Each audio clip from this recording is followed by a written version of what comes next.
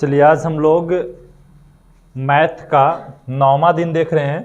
इसमें सारे VBI subjective questions है और ये आज क्लास हम लोग सेटअप के बाद देख रहे हैं। सेटअप एग्जाम के बाद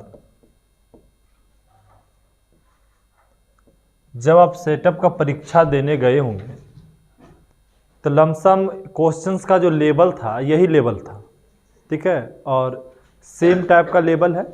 अभी हम लेवल बदले नहीं, लेकिन सेटअप के बाद लेवल बदलेंगे वो 5वां मॉडल से बाद 6ठा मॉडल में हम लोग। लेकिन ध्यान ये रखना है कि जो भी क्वेश्चंस आपको हम पढ़ा रहे हैं वो सारा VBI है। एग्जाम के दृष्टि से अगर आप बना लेते हैं, ये दूसरा मॉडल चल रहा है, ये तीसरा चल रहा है, आप 5 मॉडल बना लेंगे, उससे बाहर कोई भी सवाल आपको नहीं पूछा जाएगा। चलो बैठो। तो देखो बाबू, आज हम लोग क्वेश्चन नंबर 11 देख रहे हैं। बड़ा इजी सवाल है। इस टाइप के सवाल कई बार एग्जाम में पूछा भी गया है। काफी मोस्ट इंपॉर्टेंट प्रश्न में यह भी गिनती आता है क्या कि y का वह मान ज्ञात कीजिए। y का वह मान ज्ञात कीजिए जिसके लिए बिंदु P और Q के बीच की दूरी दिया गया है। दो बिंदुओं के बीच की दूरी दिया गया है। यहां पे दो बिंदु है, एक बिंदु का नाम है P और दूसरा बिंदु का नाम है Q। तो P बिंदु दिया हुआ है 2, -3 और Q बिंदु दिया हुआ है 10, y। और ये दोनों के बीच की दूरी नहीं निकालनी है, दोनों के बीच की दूरी भी दिया गया है। दोनों के बीच की दूरी कितना है? हाँ, 10 इकाई दिया गया है। 10 इकाई। दोनों के बीच की दूरी कितना दिया हुआ है? हाँ, 10 इकाई। हम यहीं पे लिख देते हैं इसी पर 10 इकाई। किसी को दिक्कत? दोनों के बीच की दूरी तो दिया गया है, तो इसमें पूछ क्या रहा है? तो यहां पे y का मान निकालना है। ये बिंदु Q में क्या छूट रहा है? y अक्ष छूट रहा है। तो हमको y अक्ष निकालना है। क्या निकालना है? y अक्ष। सेम लिखिए, इस टाइप से लिखिए यहाँ पे कि माना कि दिए गए बिंदु, माना कि दिए गए बिंदु क्या दिया गया? आपको P दिया गया। P कितना दिया गया है?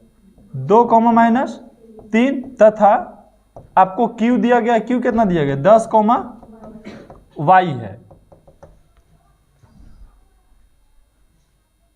दोनों के बीच की दूरी 10, दोनों के बीच की दूरी 10 इकाई। लेकिन हम यहां लिखेंगे सर P का निर्देशांक। P का निर्देशांक ऐसा क्यों कर रहे हैं बाबू कि P का निर्देशांक यहां पे हमको लिखने का नौबत आ गया? तो इससे हम क्या पता कर लेंगे? x1 का मान 2, और y1 का मान कितना?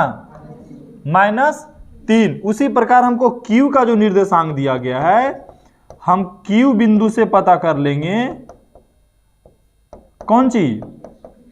x2। तो x2 का मान कितना है? 10 और y2 का मान y है।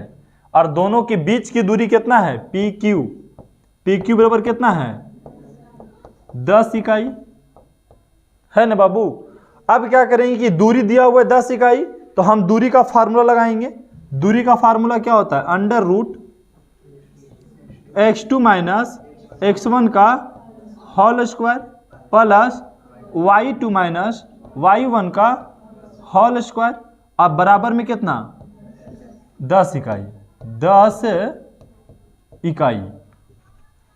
अब क्या करेंगे कि हम मान रख देंगे, या दोनों तरफ वर्ग करेंगे तो रूट खत्म हो जाएगा। तो यहां लिख देते हैं सर दोनों तरफ वर्ग करने पर, दोनों तरफ वर्ग करने पर। अब बताओ बाबू कि हम दोनों तरफ वर्ग क्यों कर रहे हैं? पता है आप लोगों को हम दोनों तरफ वर्ग क्यों कर रहे हैं? ये रूट खत्म हो जाए इसलिए कर रहे हैं, ठीक है। तो अब क्या करेंगे, जब हम दोनों तरफ रूट करेंगे, स्क्वायर करेंगे, तो ऐसा ही नहीं लिखना होगा हमको। और इधर देखिए तो 10 इकाई का स्क्वायर, ये छोड़ो शॉर्ट हम 10 लिख देते हैं, क्या दिक्कत है यहाँ पे। 10 का स्क्वायर हो गया। अब बोलेंगे कि सर x2 का मान कितना दिया हुआ है, x2 का मान 10 माइनस x1 का मान 2 होल स्क्वायर है तो होल स्क्वायर प्लस y2 का मान y दिया हुआ है और माइनस y1 का मान, तो बोलेंगे सर यहाँ भी माइनस यहाँ भी माइनस, तब यहाँ पे प्लस 3 लिखाएगा। किसी को दिक्कत? और इसको क्या कर दीजिए होल स्क्वायर। ये ध्यान रखना कि ये स्क्वायर अलग है बाबू, रुक जाओ कलर चेंज कर देते हैं जिससे तुम लोग को गलती ना हो। ये जो स्क्वायर है ये अलग है, समझ गए नहीं? जो व्हाइट वाला है वो अलग चीज के लिए है, पूरा के लिए स्क्वायर था ये, और ये रूट के अंदर स्क्वायर है, इसको ध्यान रखना आपको। यहां से हम क्या करेंगे, हम काट देंगे। किसको काटेंगे? तो सर ये स्क्वायर से रूट खत्म हो गया, तो अब बचा 10 में से 2 गया तो 8 का स्क्वायर हो गया, और यहां देखिए y प्लस 3 का स्क्वायर हो गया, और 10 देंगे 100। अब बताइए 8 का स्क्वायर करेंगे, जगह नहीं तो यहां लिख देते हैं, 8 का स्क्वायर करोगे कितना आएगा 64 आएगा। क्या यहाँ पे 64 लिख दिया जाए? अब प्लस कितना है y प्लस 3 का होल स्क्वायर, अब बराबर में 100। क्या यह 64 को हम उधर लेकर चले जाए तो क्या हो जाएगा कि सर y प्लस 3 का होल स्क्वायर बराबर 100 माइनस 64। इसको चाहिए तो आप a प्लस बी का होल स्क्वायर पे तोड़ दीजिए, लेकिन हमें एक ऑप्शन यहाँ पे पता लग रहा है कि बिना तोड़े भी हल हो रहा है, तो बिना तोड़े वाला हल कर लेंगे हम। समझ गए? बोलेंगे कैसे सर बिना तोड़े वाला कैसे हल हो रहा है, ये भी आपको समझाते हैं। 100 में से 64 गया तो क्या हम ये स्क्वायर को उधर नहीं भेज सकते हैं, जिससे आसानी से हल हो जाएगा बिना a प्लस बी का होल स्क्वायर का फार्मूला लगाए, अंडर रूट 36 हो गया। अब देखिए तो y प्लस 3 बराबर 36 का वर्गमूल कितना होता है 6, 3 को उधर भेज दें तो y बराबर 6 माइनस 3, तो y का मान कितना आ गया 3 लिखेंगे। अतः y का मान, अतः y का मान 3 है। किसी को कोई दिक्कत? बोलिए। तो आप लोगों को बात समझ में आया? किसी को दिक्कत? नहीं। अब क्या है कि इस प्रश्न को तो हम लोग बना लिए, लेकिन एग्जाम में भी हम लोग ऐसा ही करके आते हैं। यहां पे ना तो या का चिन्ह दिए, क्या है इसका हम लोग मान ही नहीं दिए, तो यहाँ पे हम लोग को या का चिन्ह देना चाहिए था। ठीक है, ध्यान रखना है कि इशारे के पहले आपको या का चिन्ह देना बेहद जरूरी है। एक बात का ध्यान, अब हम या का चिन्ह क्यों देते आपको ये सिखाएंगे। ये सिंपल जैसे बनाए वैसे बना दिए ना बाबू। हम यहां पे हम या के चिन्ह क्यों दिए, क्योंकि इक्वल था इधर, और अगर नहीं देंगे तो गलती हो जाएगा इसका मतलब, तो इसलिए ये देना बेहद जरूरी है। चलिए, जो स्टूडेंट को लगता है कि हम या देना भूल जाते हैं तो एक बार बना लीजिए, और फिर आपको ध्यान में रखें कि या कहाँ कहाँ देना पड़ता है, दे दीजिए, वैसे भी याद रख लीजिए। चलिए अगला सवाल जो है वो त्रिकोणमिति से है, और ये भी इजी सवाल है और कई बार पूछा गया भी है। यहां देखेंगे कि cos a बराबर कितना दिया 3/, आपको पता है कि cos a का फार्मूला क्या होता है, आधार बटा में कर्ण होता है। आधार बटा में कर्ण। बोलेंगे सर इसमें तो हमको आधार का मान दिया गया है 3 और कर्ण का मान दिया गया है 4, तो हमको क्या नहीं पता है, लंब नहीं पता है। तो हम सबसे पहले क्या करेंगे, लंब निकालेंगे। तो लंब का फार्मूला क्या होता है, अंडर रूट कर्ण का स्क्वायर माइनस आधार का स्क्वायर, यही ना फार्मूला होता है बाबू। अब बताइए कर्ण का मान आपको कितना दिया गया है, तो हम 4 का स्क्वायर कर देना, अब माइनस आधार कितना है 3, तो 3 का स्क्वायर, तो 4 का स्क्वायर करेंगे तो 16, 3 का स्क्वायर करेंगे तो 16 में से 9 जाएगा तो 5, 7 न 7 आ गया। अब हमको निकालना क्या है, तो सर साइन ए निकालना है, साइन ए। ठीक है, तो साइन ए का फॉर्मूला क्या होता है, लंब बटा कर्ण। तो बताइए लंब का मान कितना निकाले, √7, और कर्ण का मान कितना दिया हुआ था, 4 दिया हुआ था। दूसरा में और क्या निकालना है, tan a, तो यहाँ लिखेंगे ना कि tan a, तो tan a का मान, tan a का फार्मूला क्या होता है, लंब बटा आधार। तो लंब का मान बोलिए, आइए √7, और आधार का मान 3 हो गया ना। sin a और tan a का मान निकाल दिए। इसको बोलते हैं त्रिकोणमितीय अनुपात से दिया गया ये प्रश्न। कहां से, त्रिकोणमितीय अनुपात से। किसी को कोई दिक्कत, बोलिए आया प्रश्न समझ में। अगला सवाल देखिए, अगला सवाल भी काफी इजी है, पूरक पे आधारित सवाल है। कह रहा है कि यहां पे कि सर यदि sin 3a बराबर cos a माइनस 26 डिग्री, तो 3a एक न्यून कोण है। 3a क्या है, मतलब 90 से कम है, 90 से कम है।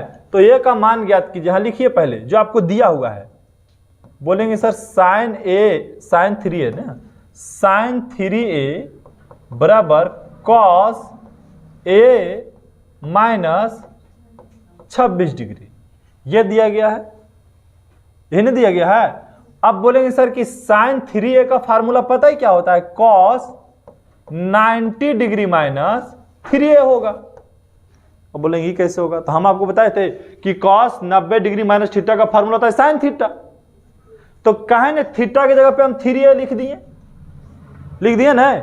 तो अब हम बोल सकते हैं ना बाबू कि cos 90 डिग्री माइनस 3a का फार्मूला क्या होगा, sin 3a होगा। इसका मतलब लिखा होगा, यहां भी देखिए क्या है, cos a माइनस 26 डिग्री। किसी को कोई दिक्कत, चलिए अगला सवाल। ये cos से cos काट दिया जाए क्या, क्योंकि इधर लाएंगे बट्टा में तो कट ही ना जाएगा। तो क्या बचा इधर, 90 डिग्री माइनस 3a, और इधर क्या बचा, a माइनस 26 डिग्री, क्योंकि हमको a का मान निकालना है तो cos तो काटना ही ना पड़ेगा। अब बताइए हम इसको इधर लेकर चलाएं, किसको, माइनस 3a, और e चलाए तो माइनस a, अब बराबर माइनस 26 डिग्री है, और ये चल गया तो माइनस 90 डिग्री हो गया। किसी कोई दिक्कत। अब देखिए माइनस माइनस जुटेगा तो बाबू क्या हो जाएगा, माइनस 4a, और इधर जुटेगा तो माइनस कितना हो जाएगा, 116 डिग्री। अब बताइए माइनस से माइनस भी काट सकते हैं, अब चाहिए तो 4 से 4 भी काट सकते हैं। यहाँ लिख सकते हैं कि a बराबर 116 बटा 4, 4 से कितना मरतबे कट रहा है, 29 मरतबे कट रहा है, 4 दूनी 8, तो बच गया यहाँ पे कितना, 3, हाँ 9 चौको 36, ठीक कट गया 29 मरतबे। तो a का मान कितना आ गया, 29 डिग्री आ गया। बोलिए, तो आपको इस आधार पे a का मान निकालना था। यहां लिख दीजिएगा कि अतः a का मान, अतः a का मान कितना डिग्री है बउआ, a का मान कितना डिग्री, हाँ 29 डिग्री है। अब आंसर आप यहां पे लिख सकते हैं, यूज कर सकते हैं आंसर, यहां नहीं करना है आंसर का यूज। तो किसी को कोई दिक्कत, प्रश्न आ रहा है ना समझ में। चलिए अगला सवाल, अगला भी बड़ा इजी है, और सेम जैसे हम अभी पीछे बनाए ना त्रिकोणमितीय अनुपात पे आधारित, इसको भी उसी आधार पे बनाना है।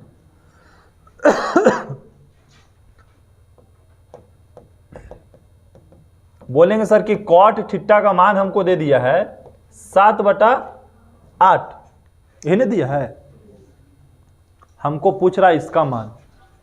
क्या पूछ रहा है, cot थीटा बराबर आप 7/8 रहने दीजिए, ठीक है।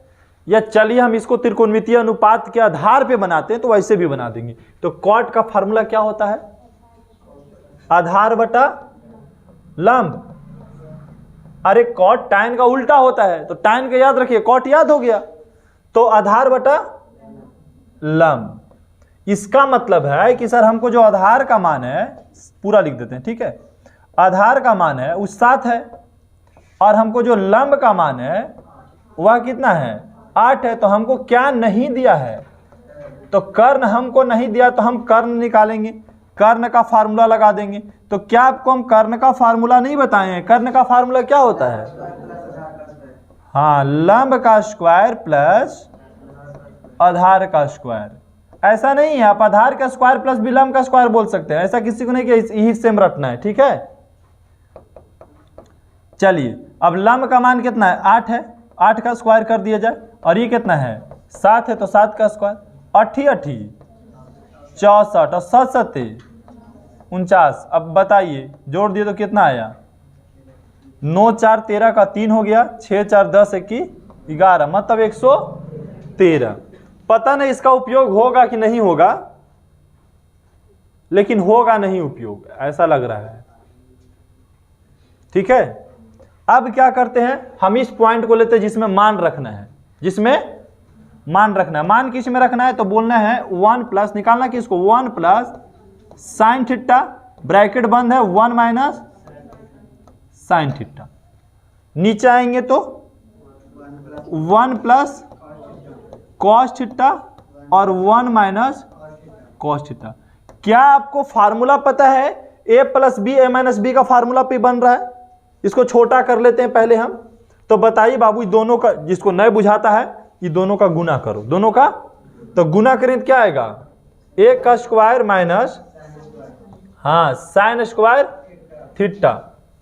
जिसको नहीं समझ में आएगा वो क्या करेंगे, बोलिए, गुना करेंगे। क्या करेंगे, गुना करेंगे।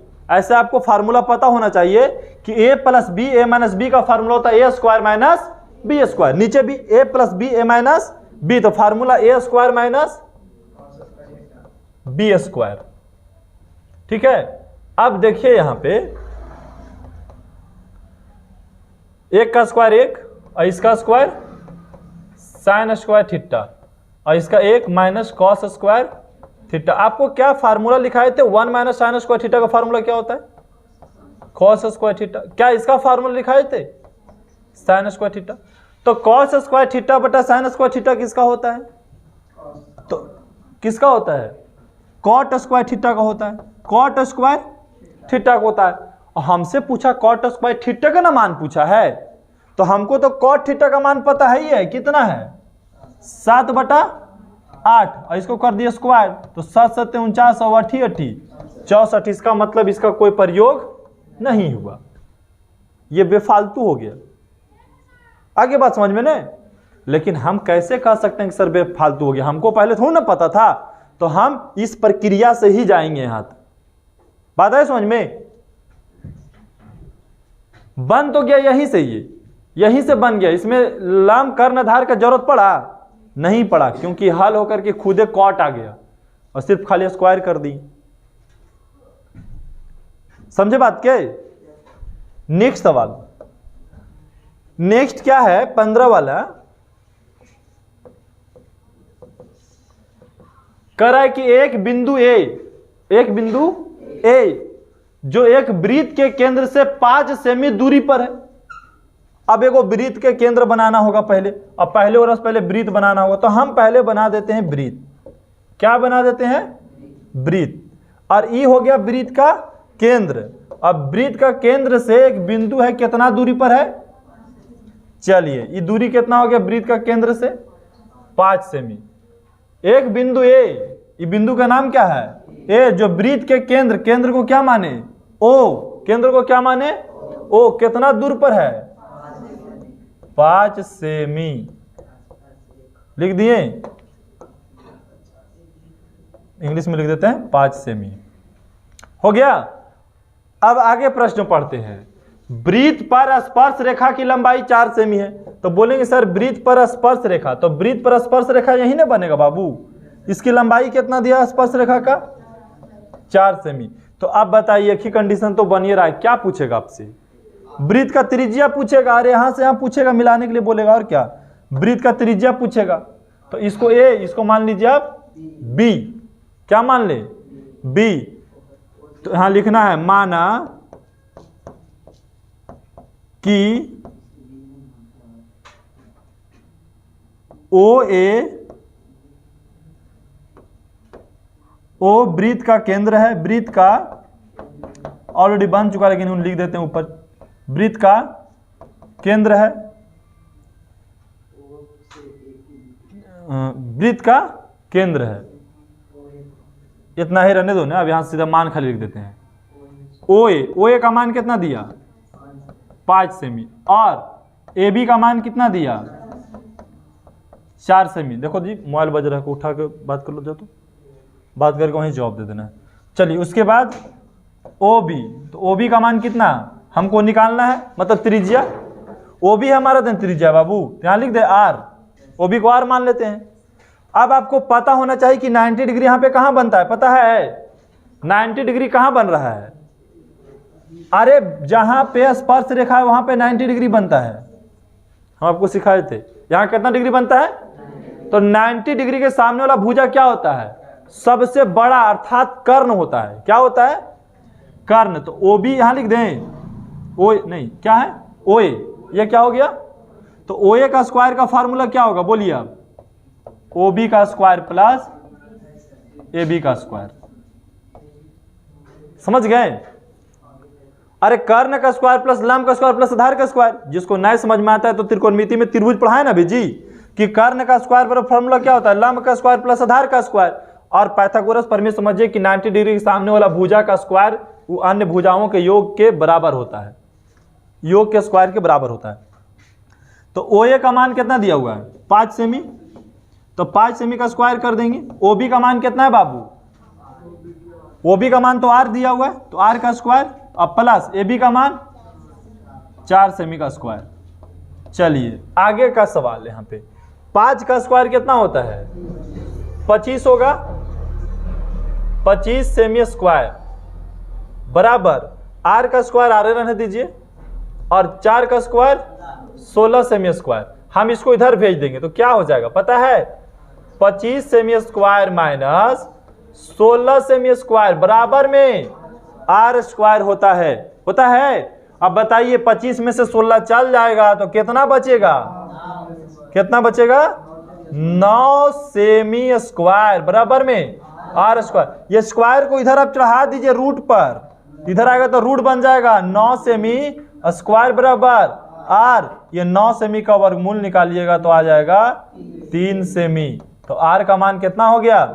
तो लिखिएगा अतः क्या पूछा आपसे? वृत्त की त्रिज्या, वृत्त का त्रिज्या 3 सेमी है। स्पर्श रेखा वाला कई बार सवाल आ चुका है, ठीक है। और ये प्रश्न मत छोड़िए, एग्जाम में भी पूछा है एक बार, सेटअप एग्जाम में भी आपको पूछा है सवाल। अगला चलते हैं।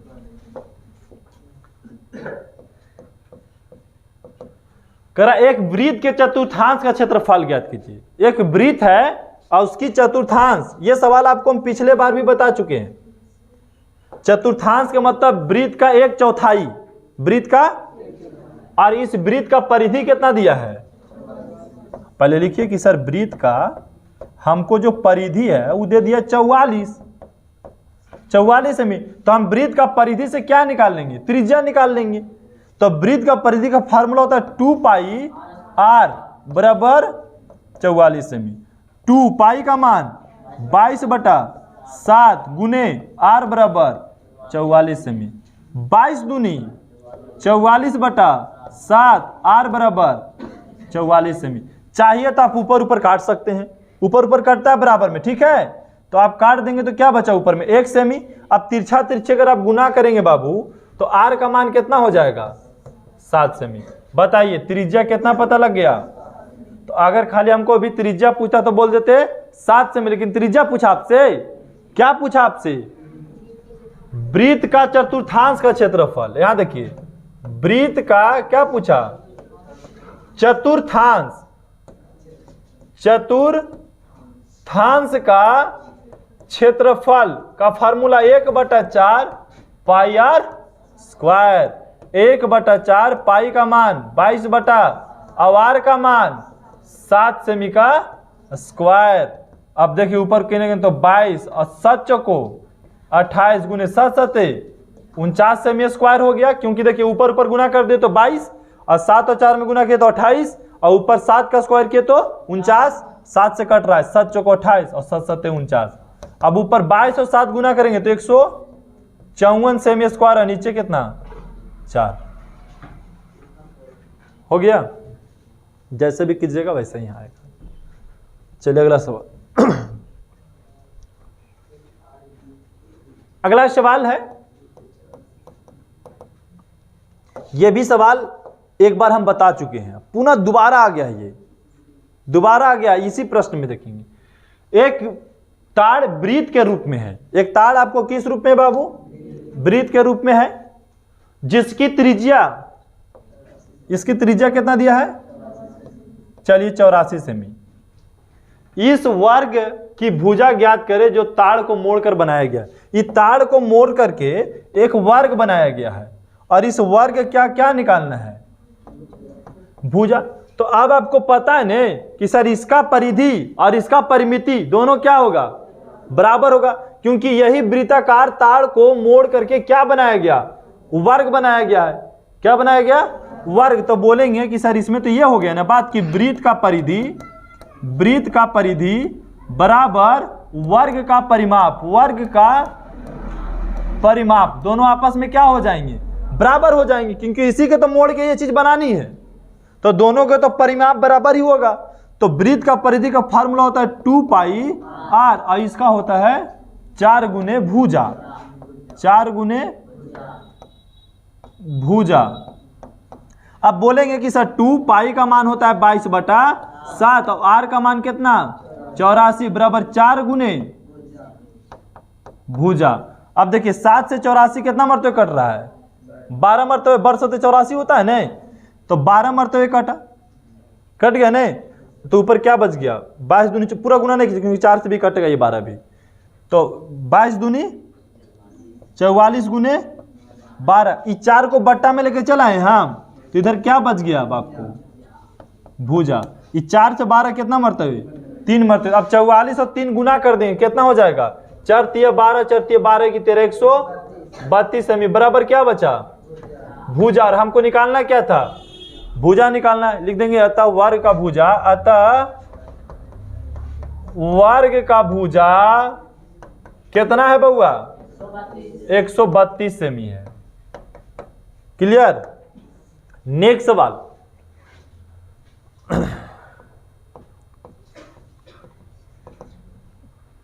नेक्स्ट में क्या कहा है कि त्रिज्या 4.2 सेमी वाले धातु के एक गोले को पिघला करके त्रिज्या 6 सेमी वाले एक बेलन के रूप में ढाला गया, तो बेलन की ऊंचाई निकालिए। बड़ा इजी सवाल है, गोला के पिघला के बेलन बना देना है, गोला के पिघला के बेलन बनाना है। तो समझते हैं पहले हम गोला, ये हो गया हमारा गोला, और गोला के ले लेते हैं त्रिज्या। गोला का त्रिज्या कितना दिया आपको बाबू? 4.2 सेमी। और ये गोला को पिघला करके क्या बनाया गया है? बेलन बनाया गया है। अब बेलन बनाया गया तो बेलन तो ऐसा ही बनता है ये, और बेलन के यहाँ पे त्रिज्या को कितना दिया है? कितना दिया है बेलन का त्रिज्या? 6 सेमी। कितना दिया है? 6 सेमी दिया है ना, तो त्रिज्या 6 सेमी दिया, इसकी त्रिज्या कितना है? 4.2 सेमी। तो हमको निकालना है बेलन का कौन चीज? ऊंचाई निकालनी है। अब इसी का पिघला करके चीज बनाया गया, तो इसका मतलब कि इसका आयतन बराबर हो जाएगा। गोला के पिघला के बेलन बनाया गया, तो गोला के पिघला के बनाया गया ने, क्या बनाया गया? बेलन। तो गोला के आयतन और बेलन के आयतन आपस में क्या होंगे? बराबर हो जाएंगे, तब नहीं पिघला के यही चीज बना है। अब बोलेंगे कि सर यहां वृत्त का त्रिज्या, वृत्त नहीं है, गोला है, गोला का त्रिज्या, गोला का त्रिज्या कितना दिया हुआ है? 4.2 सेमी। और बेलन का त्रिज्या, बेलन का त्रिज्या कितना दिया हुआ है? 6 सेमी। अब बताइए कि सर गोला के आयतन का फार्मूला क्या होता है? 4/3 पाई आर क्यू। अब बेलन के आयतन का फार्मूला क्या होता है? पाई आर स्क्वायर एच, यही होता है। अब बोलेंगे 4/3, पाई का मान पाई रहने दीजिए, क्योंकि पाई से पाई दोनों तरफ कट जाएगा। अरे बात समझ में नहीं, पाई का मान क्यों नहीं रख रहे हैं? क्योंकि दोनों तरफ कट जाएगा तो गुना भाग हमको कम करना पड़ेगा। अब बोलेंगे सर तो आर से आर काट दीजिए, लेकिन नहीं, इसका आर अलग है, उसका आर अलग है, लेकिन पाई में दोनों के मान तो 22/7 ही रखेंगे। समझ गए ना, आर काहे ना काट सकते हैं अभी, क्योंकि इसका आर अलग है, इसका वार अलग है। तो आर क्यू, तो आर क्यू का मतलब 4.2 सेमी का क्या कर देना है, क्यू कर देना है। अब बराबर पाई, अब आर का मान 6 सेमी का स्क्वायर और गुने में एच। अब क्या कीजिए कि आप एच को रहने दीजिए, अब बाकी सब को बराबर की साइड लेके चलाइए।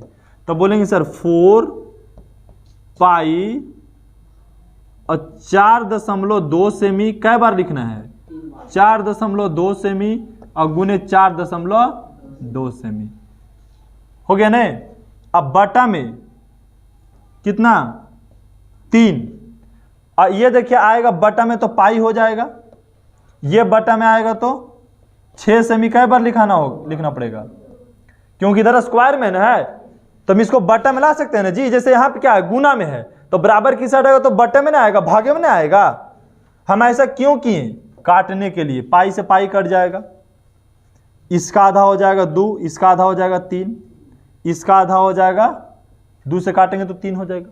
नीचे क्या बचा, 3 बच गया।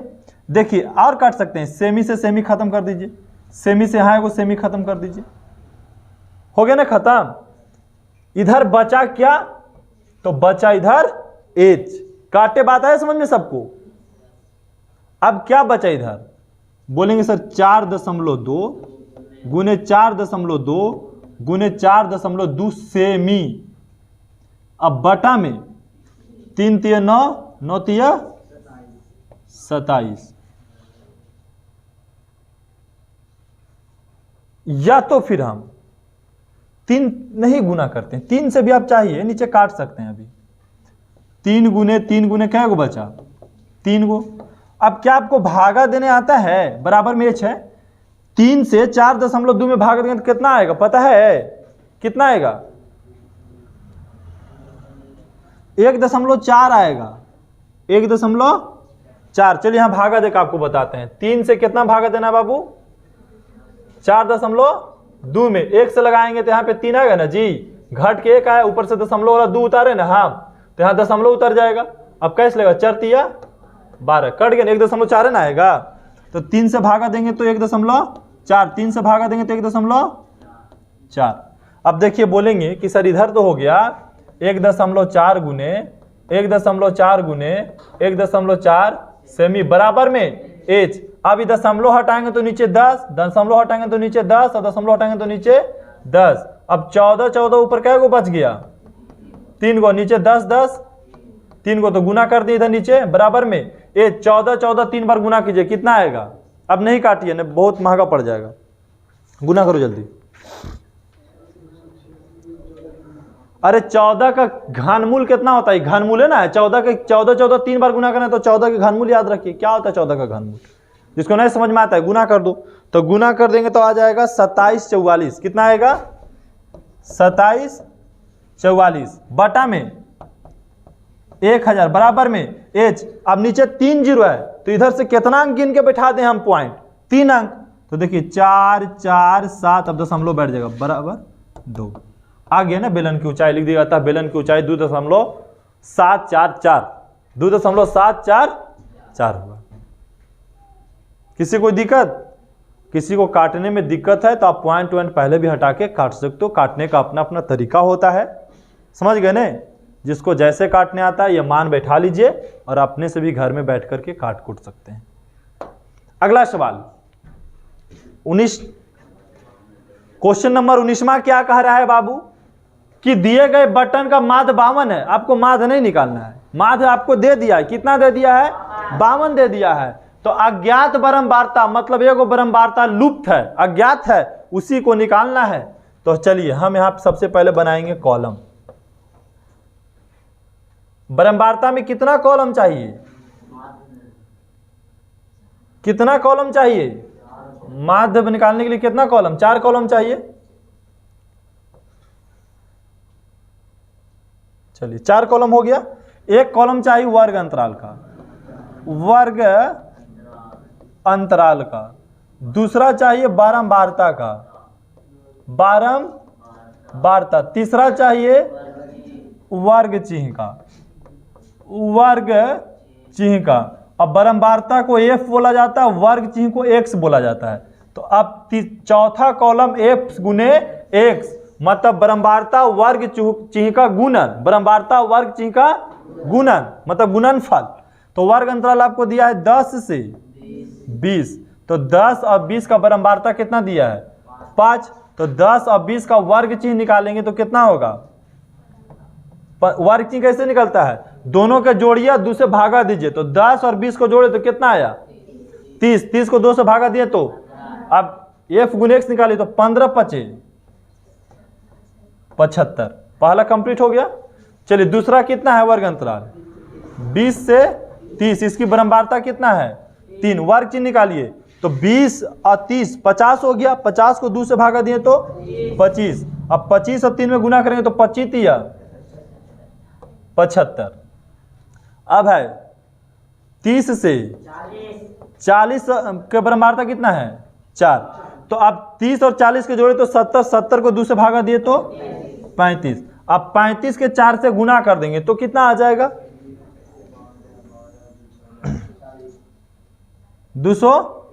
140 हो जाएगा। 5 को 20 के 0, 4 12 2 14, ठीक है 140। अब यहाँ 40 से कितना हो जाएगा बाबू 50, इसकी बारंबारता नहीं दिया गया, इसी को तो नहीं दिया, इसी को तो निकालना है। तो जिसकी निकालना है उसको क्या करना है, आपको एफ ले लेना है, इसको क्या मान लें एफ। चलिए अब वर्ग चिन्ह निकालिए, तो 40 और 50 को जोड़ेंगे तो 90, 2 से भागा देंगे तो 45, 45 और एफ में गुना करेंगे तो कितना हो जाएगा 45 एफ हो जाएगा। चलिए आगे 50 से 60 जोड़ेंगे तो कितना हो जाएगा 110 और 2 से भागा देंगे तो 55, बारंबारता कितना दिया हुआ है, चलिए 2 दिया हुआ है, तो 55 दूनी 110। आगे चलते हैं 60 से 70 के बारंबारता कितना है 6 दिया हुआ है, और वर्ग चिन्ह निकालेंगे तो दोनों के जोड़ के भागा देंगे कितना आएगा 65, 65 और 6 में गुना कर देंगे तो बोलिए 390, 39 मतलब 390, ठीक है। 6 5 30 के 0, 6 6 36 और 3 39, ठीक है। आगे 70 से 80, चलिए 70 से 80 का कितना दिया बारंबारता 13, अब वर्ग चिन्ह निकालेंगे तो 75 होगा, तो 75 और 13 को गुना कर देंगे तो आ जाएगा 975, कितना आएगा 975। अब आपको कुछ नहीं करना है, जैसे माध्य निकालते थे ना बस वही कि यहाँ पे करना कुछ है। आप जोड़िए बारंबारता के, तो बारंबारताओं का योग को बोला जाता है सिग्मा एफ। तो सिग्मा सबको जोड़ देंगे तो कितना पता लगेगा पता है 33 प्लस एफ, 33 प्लस एफ, ये सबको जोड़ेगा, एफ को नहीं जोड़िएगा, एफ को प्लस में कर दिएगा, ठीक है। इसी प्रकार यहाँ जोड़ेंगे तो सिग्मा एफ एक्स पता लगेगा, तो इस सबको जोड़िएगा 45 एफ को छोड़ करके, तो सबके जोड़ने कितना आएगा 1765, कितना आएगा 1765 प्लस 45 एफ, ये चीजें पता लग गया। अब हम माध्य का फार्मूला लगा देंगे, तो बाबू माध्य का फार्मूला क्या होता है सिग्मा एफ एक्स बटा सिग्मा एफ, तो माध्य का मान दिया हुआ है 52, अब बराबर सिग्मा एफ एक्स का मान है 1765 प्लस 45 एफ, एफ माने ना, देखिए कभी कभी एक्स भी मान सकते हैं, अब कुछ भी मान लीजिए एबीसीडी का अक्षर, कोई दिक्कत नहीं है। और नीचे सिग्मा एफ का मान 33 प्लस एफ, अब तो हो गया ना, हाँ बराबर 33 गुना कर दीजिए। तो बोलेंगे सर कि 33 और 52 में गुना करेंगे तो कितना आएगा 33 और 52 में गुना करेंगे तो बोलिए, अरे ऐसे होगा ना, इसके साथ गुना होगा ना जी, 52 जो होगा वो 33 प्लस एफ के साथ गुना हो जाएगा, अब बराबर में कितना 1765 प्लस 45 है। अब गुना कीजिए 33 से 52 में कितना आएगा, देखिए जल्दी कितना आएगा 1716 आएगा, और इससे गुना करेंगे तो हो जाएगा 52 एफ, 52 एफ बराबर 1765 प्लस 45 एफ। यहाँ देखिए काट देते हैं, ये देखिए 52 एफ है इधर और इधर -45F आ जाएगा। अब 1765 है, ये उधर चल जाएगा तो -1716। ये घटेगा तो कितना बचेगा 7F, और यहाँ घटेगा तो 15 में से 6 गया तो बच गया 9, ये बच गया कितना 5, 5 में से गया तो 4, 49 आ गया। 7 से 49 कितना मरते हो 7 मरते हो, तो F का मान कितना हो गया 7 हो गया। लिख दिया क्या था, लुप्त बारंबारता या ज्ञात बारंबारता का मान 7 है। लुप्त बारंबारता या ज्ञात बारंबारता का मान कितना है 7 है। और आज का ये आखिरी सवाल है, आखिरी सवाल। आप बोल सकते हैं कि ये नया सवाल भी है जो हमें भारतीय भुवन बुक में पढ़ने के लिए नहीं मिला था, लेकिन यह भी सवाल बड़ा इजी है। कह रहा है कि 7 छात्रों का औसत भार दिया हुआ है 55 किलोग्राम। औसत भार मतलब समझते हैं, माध्य दिया हुआ है। 7 छात्रों का माध्य कितना है 55 किलोग्राम। तो हम लिखेंगे ना कि 7 छात्रों का माध्य, माध्य लिख देते हैं, औसत भार आपको नहीं समझ में आएगा तो माध्य कितना है 55 किलोग्राम। कोई दिक्कत? इनमें से 6 छात्रों का भार क्रमशः दिया गया है, 6 छात्रों का भार दिया गया है। तो हम कहेंगे, तो पूछ रहा है कि 7वें छात्र का भार बताइए, 7वें छात्र का भार बताइए। तो हम बोलेंगे सर कि 7 छात्रों का माध्य का फार्मूला क्या होगा पता है? तो होगा देखिए x1 plus x2 plus x3 plus x4 plus x5 plus x6 plus x7 बटा में 7, इसको बोलते हैं। और ये मान ऑलरेडी आपको दिया हुआ है कितना 55 किलोग्राम। मतलब ऐसा ही ना माध्य निकाला होगा कि 7 गो छात्र का जब माध्य निकाले तो कितना आया 55 किलोग्राम। तो इस 7 को छात्र के माध्य पैसे नहीं होंगे, पहला जोड़े होंगे, दूसरा के वजन, तीसरा के वजन, चौथा के वजन, पंचमा, छठा, सातवां का वजन जोड़ करके और 7 से भागा देते होंगे। बात आ रहा समझ में? 7 छात्रों का औसत भार के मतलब क्या होता है कि 7 गो विद्यार्थी का वजन जोड़ करके 7 से भागा देंगे तो कितना आया 55। जबकि 6 गो विद्यार्थी का मान तो हमको पता ही है।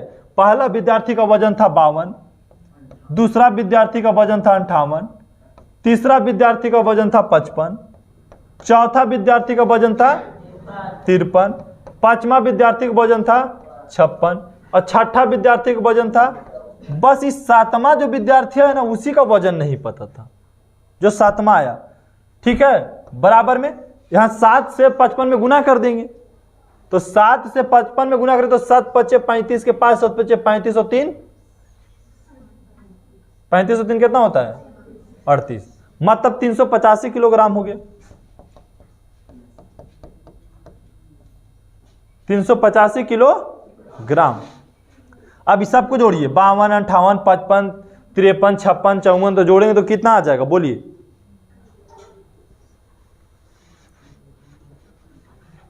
आ जाएगा 328। कितना आ जाएगा प्लस x7 बराबर 385 किलोग्राम। अब x7 तो 385 और माइनस चल जाएगा 328। कितना आ गया x7 का मान बोलिए? 15 में से 8 गया तो 7, ये बच गया 7, 7 में से 2 गया तो 5, मतलब 57 kg। जो 7वां विद्यार्थी वो कितना kg का होगा 57 kg का होगा। अगर किसी को नहीं समझ में आया तो फिर से एक बार देख लो। बोला कि 7 छात्रों का औसत भार 55 किलोग्राम है, मतलब 7 विद्यार्थी को हम वजन को जोड़ करके 7 से भागा दिएंगे तो आंसर आया था कितना 55 किलोग्राम। तो हम लोग कहेंगे अच्छा 7 विद्यार्थी को हम जोड़ेंगे और 7 से भागा देंगे तो 55 आएगा, तो कहेंगे हाँ 55 आया। तो हम पूछेंगे कि बताइए कि खाली 7वें विद्यार्थी का वजन, तो बोलेंगे कि 385 हो जाएगा।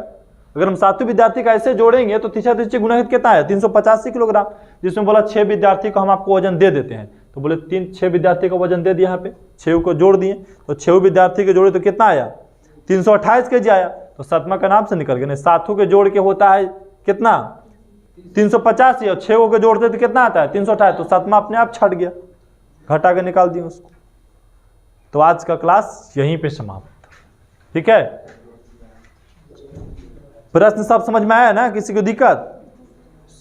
और सारे प्रश्न के घर में जाके 2-3 बार बनाइए, जब तक नहीं बनाइएगा नहीं समझ में आएगा सारा प्रश्न, एग्जाम में छूट जाएगा आपको।